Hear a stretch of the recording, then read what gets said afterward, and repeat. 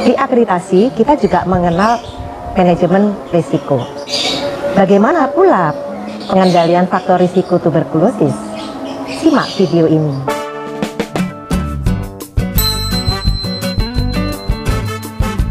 Assalamualaikum warahmatullahi wabarakatuh.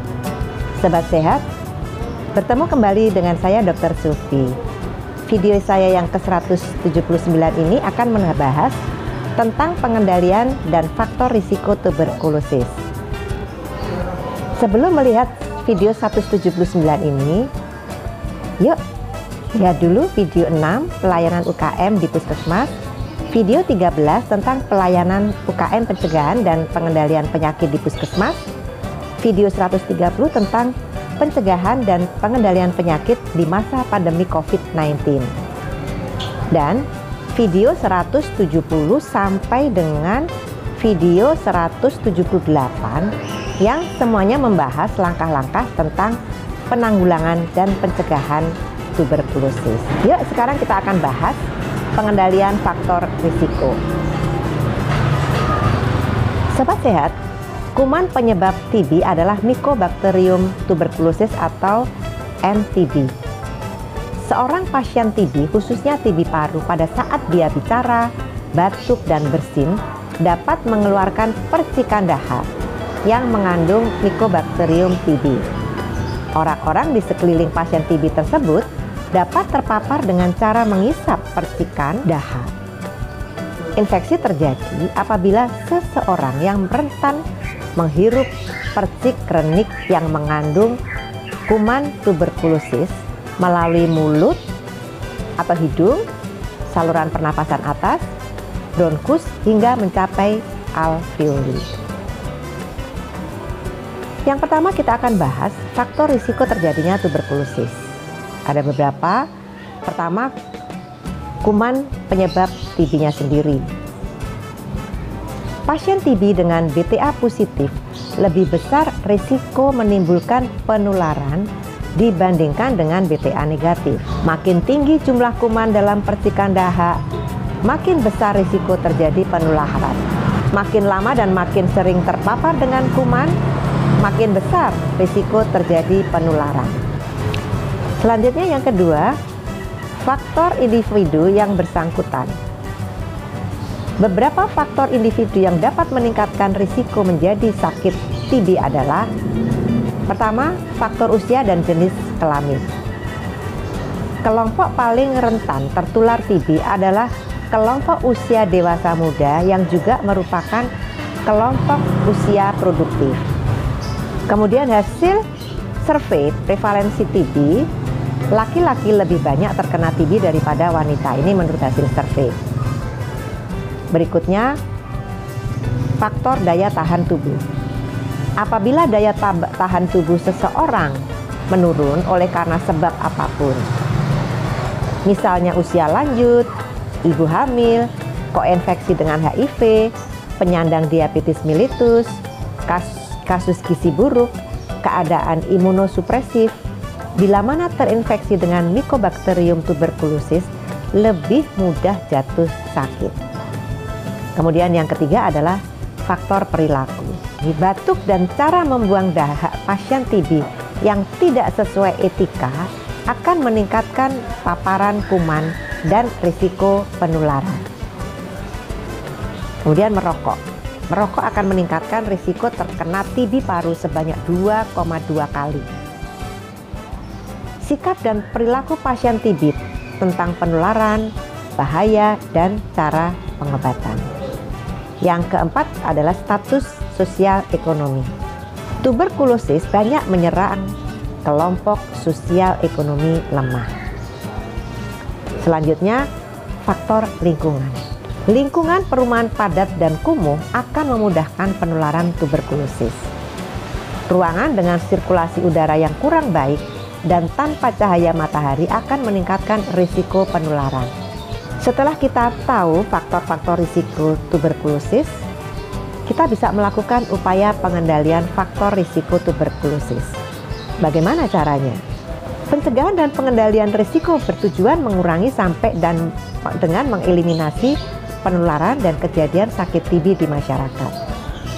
Upaya yang dilakukan adalah pertama, pengendalian kuman penyebab tuberkulosis dengan cara mempertahankan cakupan pengobatan dan keberhasilan pengobatan tetap tinggi. Melakukan penata laksanaan penyakit penyerta atau komorbid TB yang mempermudah terjangkitnya tuberkulosis, misalnya HIV, diabetes, dan lain-lain.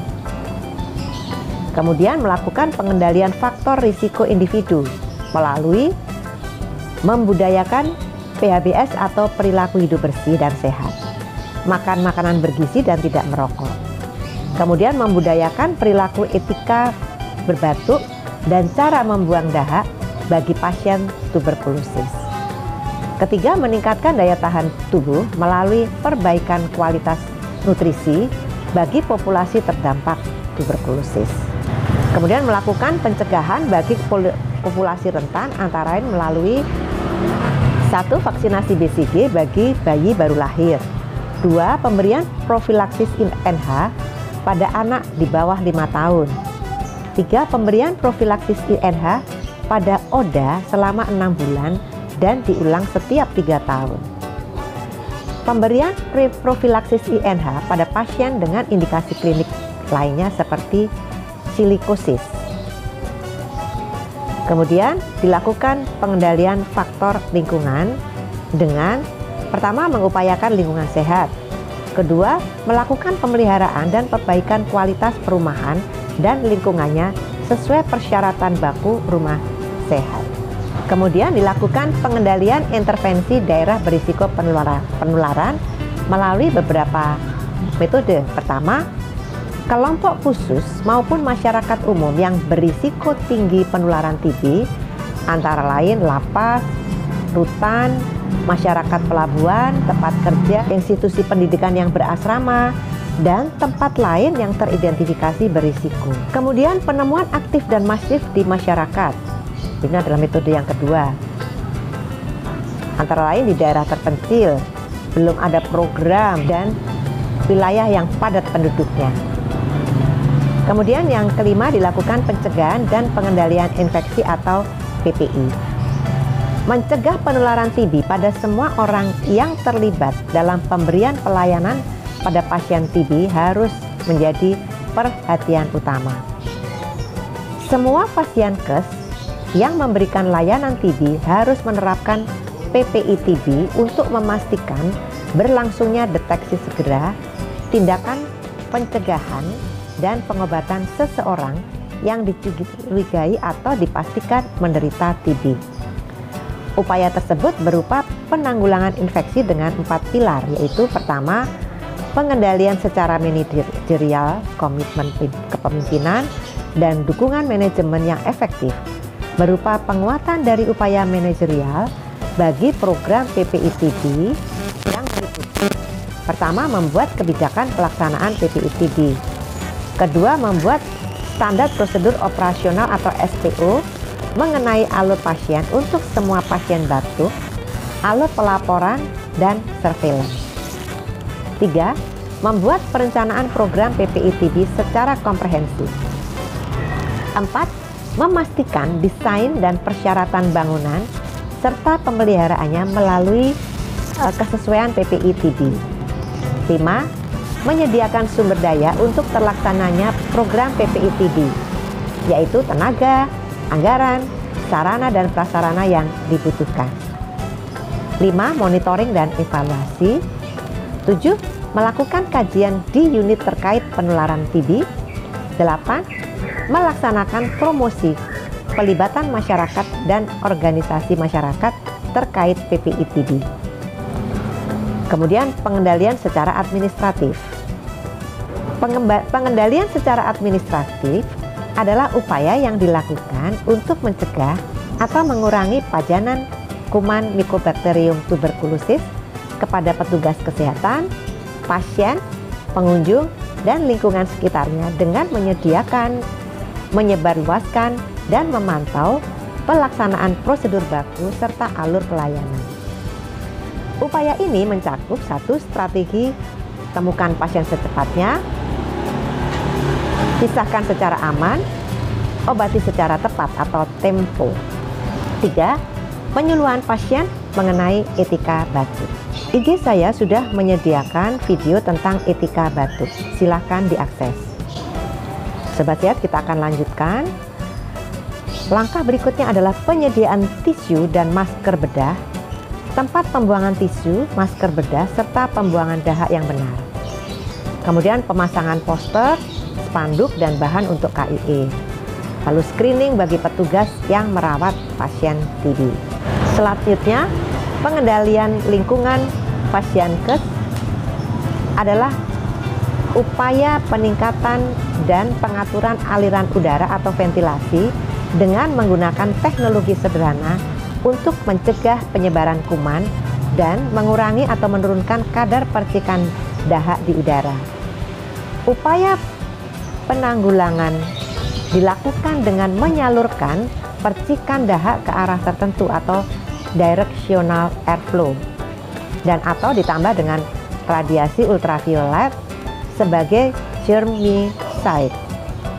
Sistem ventilasi ada 3 jenis, yaitu ventilasi alamiah, ventilasi mekanik, dan ventilasi campuran. Kemudian dilakukan pemanfaatan alat pelindung diri. Penggunaan alat pelindung diri pernafasan oleh petugas kesehatan di tempat pelayanan sangat penting untuk menurunkan risiko terpajan, sebab kadar percik kerenik tidak dapat dihilangkan dengan upaya administratif dan lingkungan. Alat pelindung diri pernafasan disebut dengan respirator partikulat atau disebut dengan respirator. Respirator partikulat untuk pelayanan kesehatan N95 atau FFP2, yaitu Healthcare Particular Respirator, merupakan masker khusus dengan efisiensi tinggi untuk melindungi seseorang dari partikel berukuran kurang dari 5 mikron yang dibawa melalui udara. Sebelum memakai respirator ini, petugas kesehatan perlu melakukan fit test untuk mengetahui ukuran yang cocok. PPI TB pada kondisi atau situasi khusus adalah pelaksanaan penanggulangan infeksi pada rutan, lapas, rumah penampungan sementara, barak-barak militer, tempat-tempat pengungsi, asrama, dan sebagainya, termasuk pondok pesantren. Misalnya di rutan atau lapas, screening TB harus dilakukan pada saat warga binaan pemasyarakatan baru dan kontak sekamar. Demikianlah Sobat Sehat, di video 179 ini kita telah membahas pengendalian faktor risiko tuberkulosis. Sobat Sehat bisa melihat secara lebih rinci dalam lampiran Permenkes RI nomor 67 tahun 2019 tentang penanggulangan tuberkulosis. Kita akan bertemu di video 180 untuk membahas tentang penemuan kasus tuberkulosis. Sobat Sehat yang sedang mempersiapkan akreditasi bisa melihat video-video di channel YouTube Dr. Sophie untuk melengkapi dan menyempurnakan dokumen-dokumen akreditasinya. Sampai di sini dulu ya. Semoga selalu sehat. Wassalamualaikum warahmatullahi wabarakatuh.